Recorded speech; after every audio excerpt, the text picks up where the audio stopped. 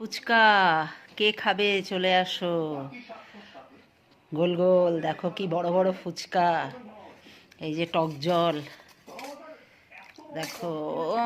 জিভে জল এসে যাচ্ছে, বলবো কি, তার আগেই জিভে জল এসে গেল। এটা টক জল আর এটা হচ্ছে চাটনি।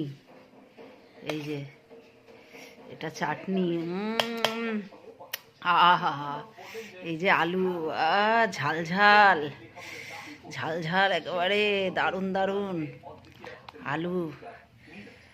ও, এই যে একটা ফুচকা ফাটালাম, বাটি এনেছে আবার। এই যে